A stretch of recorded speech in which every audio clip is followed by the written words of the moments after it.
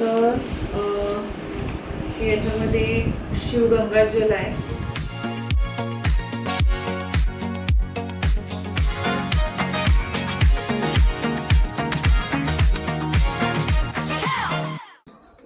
Hello नमस्कार, मी Dhanashree house क्वीनमधून तुमचं खूप सारं स्वागत करते. आता दिवस तुम्हाला खूप छान आनंदात जाऊ दे. तुमच्या मनातल्या सगळ्या चांगल्या इच्छा स्वामी महाराज पूर्ण करू दे. आज आम्ही मस्त झुणका भाकरी खाल्ली. मी खाणार होतो, संध्याकाळचं जेवण बंद करूया म्हटलं. जेवण बंद करून चालत नाही कधी संध्याकाळचं, समजलं, थोडंसं खायचं असतं. मम्मी धनो भाकरी काय झुणका बघितलं वही मी पिघल गई. मग ते आता हे करून मम्मी मला म्हणते धनो ओटा सावरू नको इकडे, बाबाच्या मूडच लागेल. तुला माहित नाही तिनं काय सांगितलं ते का ते बाबा अजून मेनू जेवायचं आहे की. हो म्हणूनच म्हणूनच म्हटलं तेव्हा. काल बी ओटावरूच भरपूर वेळ लागला. आणि काय सांगणार होतो, फुटबॉल सँडविच आईस्क्रीम खायचं आहे. काय सँडविच आईस्क्रीम हे आणि काय सँडविच आईस्क्रीम परवा दिवशी आणलेलं आत्या असताना, आणि ते कॉर्नेटो सगळ्यांना इथलं. मी ते एक वेगळं आईस्क्रीम घेतलं आणि ते लई भारी होतं. आणि ते सिझलिंग ब्राउनी कशी असते सेम त्या टाईपमध्ये, फक्त याच्यामध्ये ते गरम हे असतं, याच्यामध्ये प्रॉपर ते कांदा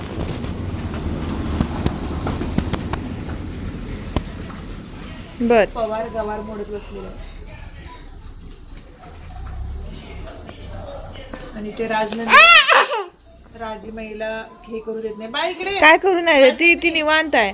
आल्यापासून मॅडम आमच्या खूप करू देणार आली. आत्ता देत नाही, म्हणजे तिला काय तर पाहिजे आहे. नाही तर पाहिजे बाळा तुला? आल्यापासून ती काय देऊ, काहीतरी पाहिजे तिला. काय पाहिजे आहे, उचलून घे. थांब इथं बैस बैस इथं बैस इथं बैस.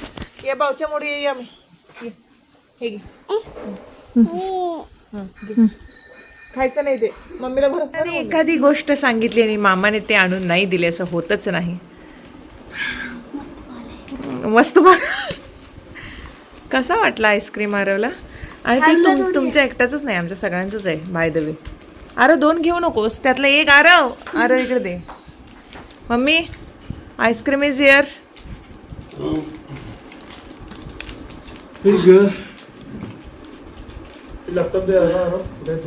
चॉकलेट वनीला राजनंदिनीला. हा हे घे हे घे हे घे डुबे, हे घे हे घे हे घे तुला हे घ्यायचं आहे.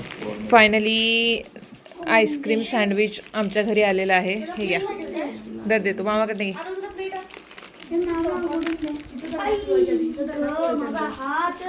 तिची बघ गडबड गडबड राहायची.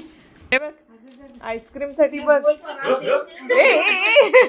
बघू डुब्या वितळणार सगळं ते. हे बघ अजून एक आहे माझ्याकडे.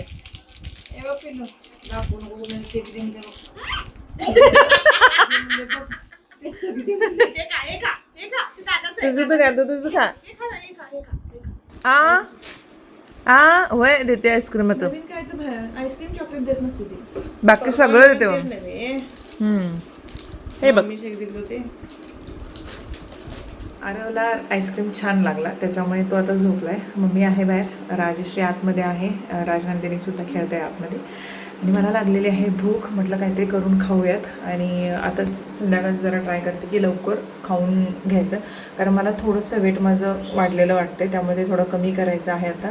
आणि रिझन्स खूप सारे असतात. माझं जेवण इतकं नाही किंवा माझं दुपारचं झोपणंही नसतं, पण काही गोष्टी असं असतात ना की आपल्याला समजत नाही आपलं सडनली वेट का वाढतं. जरी आपले आता मी सगळे रिपोर्ट्स माझे काढून घेतले, ज्याच्यामध्ये कॅल्शियमचा रिपोर्ट होता, B12चा रिपोर्ट होता, हिमोग्लोबिनचा होता, बाकी सगळ्या टेस्ट केल्या, म्हणजे इवन थायरॉईडची सुद्धा टेस्ट केली.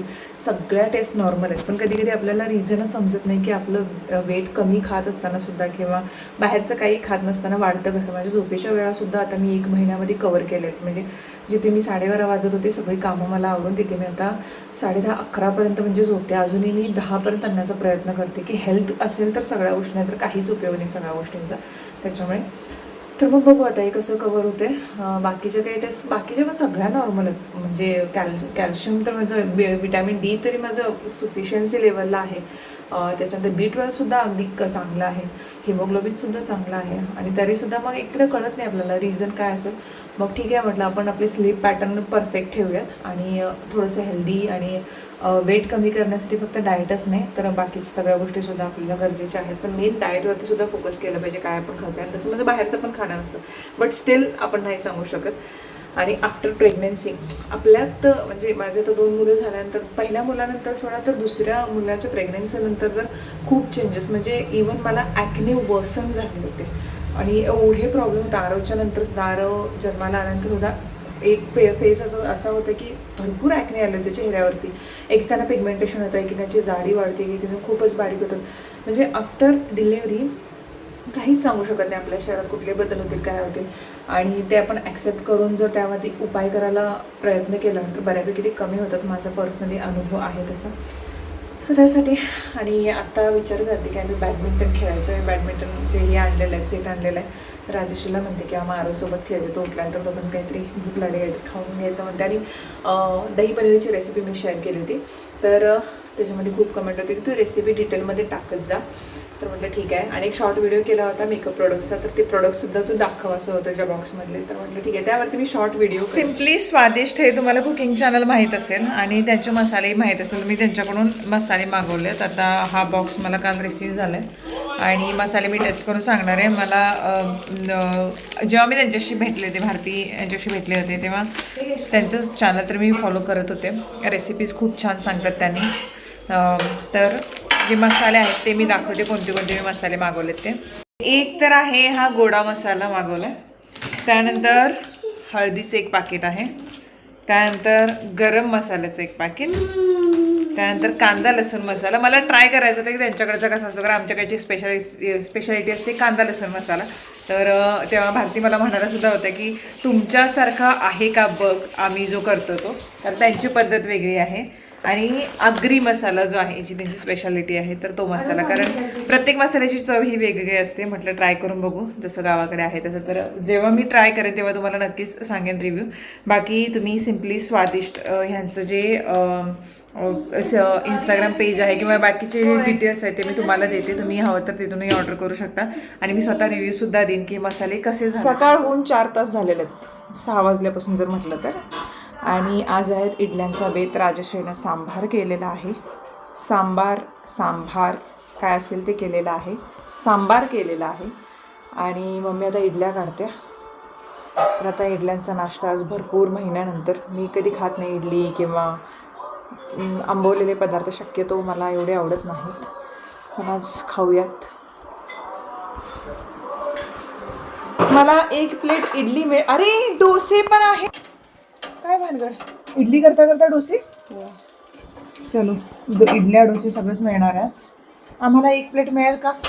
हा थोडासा क्रंची झालेला डोसा मी घेतलेला आहे. सांबार, चटणी, इडली आणि सांबार जिने केलेली आहे ती पर सांभार बसलेली आहे इथं. तर मग बघू कसं झालंय. परत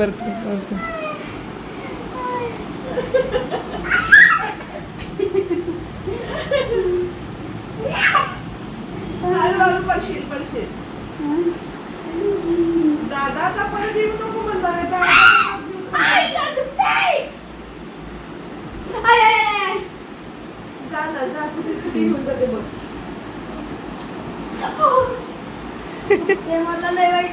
बसू दे ना झाले त्याला एका जागी.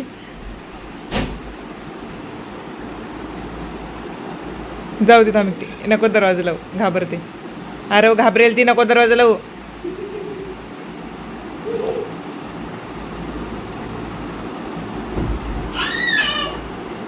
बंद कर बाई, दरवाजा उघड.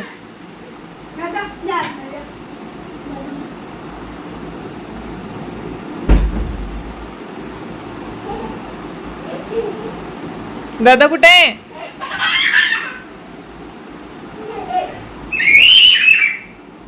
कुठे गेला दादा. ती त्याला बाहेर घालायला लागली, आत बोलवायला लागली, त्याला बसू पण देईना. आरव काढ दरवाजा, हळू उघड, हळू उघड. आरव दरवाजा हळू उघड. कुठे गेला दादा.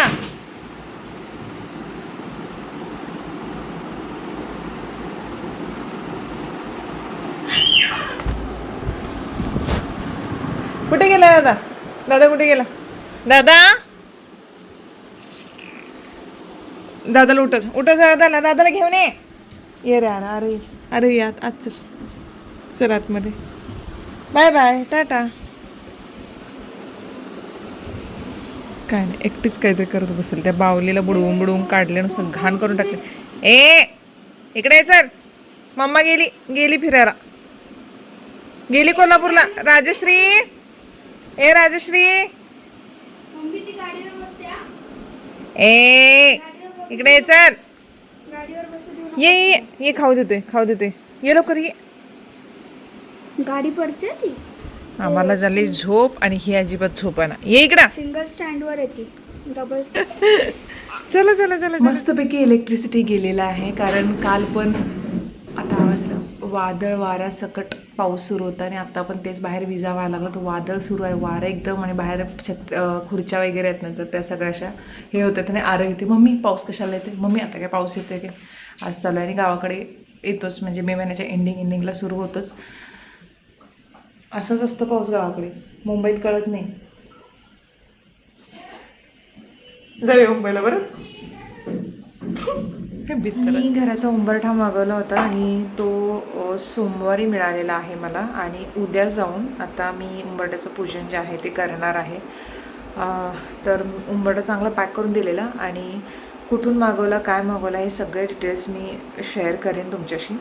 आता मंगल वास्तू उंबरठा म्हणून आहेत, हे बघा इथं.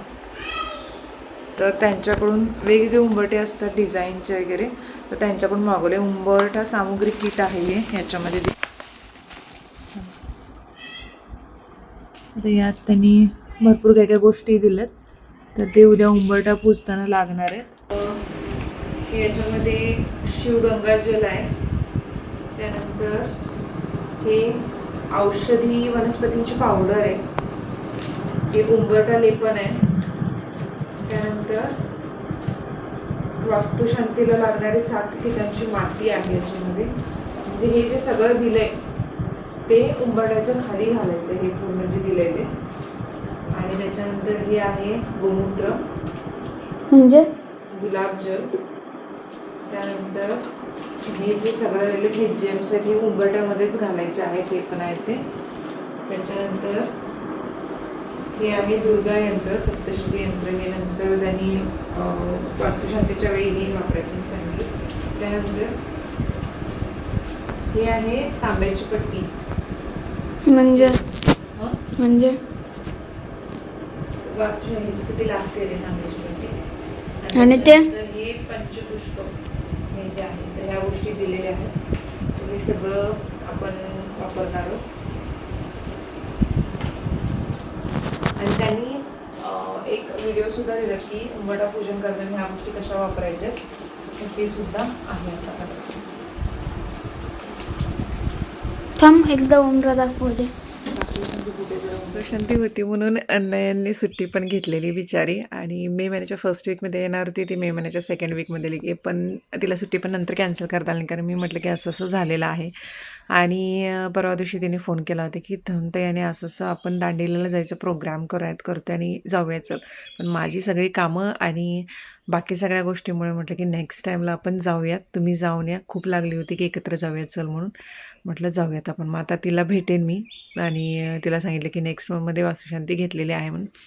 आणि कधी एकदा घर कंप्लीट होतं असं झालं आहे मला, म्हणजे मी जे जे ठरवलेलं की हे असं असावं असं असावं ते सगळ्या गोष्टी, आणि कधी एकदा कंप्लीट होतात, आणि एक रुटीन माझं कधी एकदा स्टार्ट होते, कारण सामान इथं पडलेलं आहे. कधी एकदा मला एक किती आता कोवाडला पण असं आलेलं आहे की 8-10 दिवसाच्या पुढे नको वाटतं की थांबणं हे करणं, म्हणून म्हणते की लवकरात लवकर आवरावं सगळं. आरवचं स्कूल नसतं तर मला एवढं वाटलं नसतं, पण त्याची शाळा पण आहे, आणि आत्ता काही दिवस मला इथून येऊन जाऊन करायला, इथून फार लांब पडतं ते, जवळजवळ 1 तास जातो, तर तेही मॅनेज करायचं एक 15 दिवसासाठी. त्यामुळे कधी एकदा सगळं कंप्लीट होतं आणि रुटीन लागतं, असं झालेलं आहे.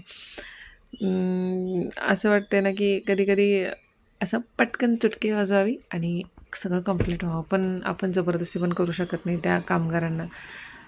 ते त्यांच्या गतीनेच काम करणार, आणि ते पेशन्स लेवल आपले भरपूर चेक होतात, कारण दररोज मी कॉल करून केवढं झालं काम, त्यांचे फोटोज मागवणं की किती झालं काय झालं, पण शेवटी ते ज्या टाईमला व्हायचं त्या टाईमलाच होणार. पण एवढं हे करून पण फायदा नाही. ठीक आहे, जेव्हा होईल तेव्हा चांगलंच होईल. सो चला नेक्स्ट व्हिडिओमध्ये भेटते, तोपर्यंत बाय बाय.